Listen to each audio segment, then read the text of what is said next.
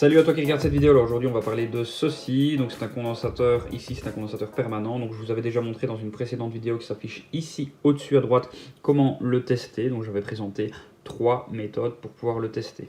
Aujourd'hui c'est pas du tout l'objectif. Aujourd'hui je vais vous présenter la différence entre un condensateur comme ceci, condensateur que l'on appellera permanent, et ceci qui est un condensateur intermittent ou encore un condensateur de démarrage. Comment on va identifier les deux? Donc là, ici, je vais d'abord vous parler de ceci, même si je vous avais déjà parlé dans une précédente vidéo.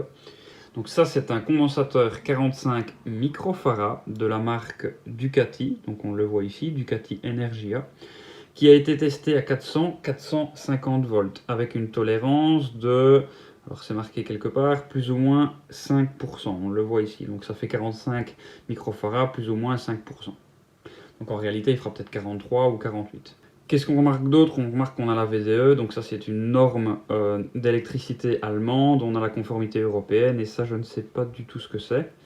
Et on a finalement la norme EN 60252-1, donc ça c'est une norme européenne, EN, et donc ça veut dire que le condensateur a été testé suivant cette norme. Cette norme, EN 60252, s'affiche ici, donc elle a été faite en août 2011 et en fait on a testé le condensateur. Donc si vous avez la petite mention qui est affichée ici, ça veut dire que le condensateur a été testé suivant la norme et qu'on va pouvoir utiliser un moteur asynchrone pour le brancher en monophasé à la place de le brancher en triphasé comme il était prévu habituellement.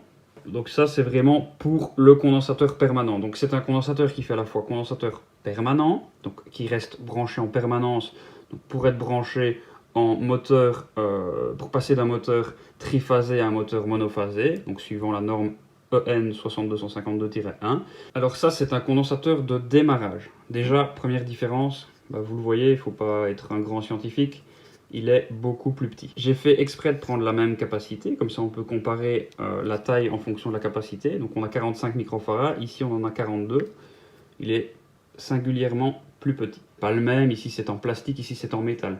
Alors il existe des condensateurs de démarrage, ou des condensateurs aussi appelés intermittents, qui sont en plastique. Alors bien souvent ils sont noirs. On a ici la référence du condensateur, l'indice de tolérance, la fréquence à laquelle il a été testé et la tension à laquelle il a été testé.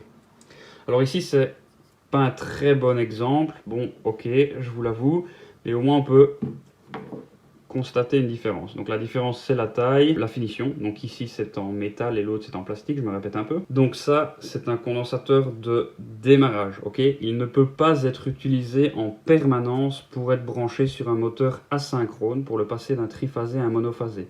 Ça c'est interdit. Si on vous branchez cela sur un moteur triphasé pour le passer en monophasé, donc c'est-à-dire que le condensateur va être branché tout le temps, le condensateur va tout simplement exploser. Il n'est pas prévu pour ce genre de choses. Pour ça, vous utilisez celui-ci. Donc, comme je vous ai dit, vous avez la norme qui est ici, donc vous pouvez le brancher en permanence. Celui-ci, c'est un condensateur qui va être utilisé uniquement pour le démarrage. Donc, c'est-à-dire que le condensateur va générer une capacité, va la restituer au moteur pendant environ 5, 6 ou une dizaine de secondes, et puis ne va plus être utilisé. Donc vraiment, le condensateur se charge, il faut bien comprendre ça, le condensateur se charge, il a une certaine capacité, le moteur s'enclenche, le condensateur se décharge dans le moteur prend sa pleine vitesse, sa pleine capacité, et le condensateur n'est plus jamais utilisé, hormis le prochain redémarrage. Donc je répète, condensateur de démarrage, condensateur permanent, condensateur permanent, condensateur de démarrage, ou aussi condensateur intermittent. Alors, ils ont soit cette forme-ci, soit cette forme-là. Donc ça, c'est un condensateur de démarrage. Alors, il est noir. Et alors, vous pouvez distinguer vraiment que c'est un condensateur de démarrage parce qu'on voit qu'il a été testé à 250 volts et que finalement, on a une beaucoup plus grosse capacité. Donc, ça va jusqu'à 227 ici microfarads. Et en plus de ça, on a deux tests 189-227 microfarads. Il a été testé avec une tension beaucoup plus basse, c'est-à-dire 250 volts, que les condensateurs permanents. et sa capacité est beaucoup plus élevée. Donc généralement, le condensateur de démarrage, sa capacité est plus élevée que 100 microfarads, bien souvent. Ici, il est de couleur noire. Très souvent aussi, il est de couleur noire en plastique. Vous retrouvez aussi 1,7%, donc ça c'est le cycle d'utilisation maximal que le condensateur peut être utilisé. Donc je ne vais pas me détailler le calcul ici, mais comme ça vous pouvez identifier que c'est un condensateur intermittent.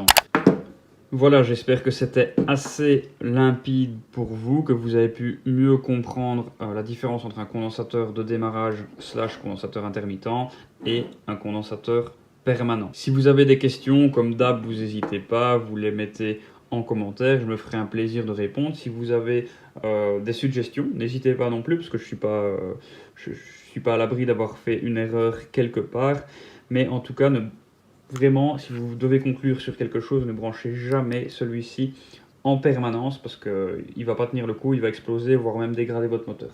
Moi, je vous dis à la prochaine dans une autre vidéo et salut!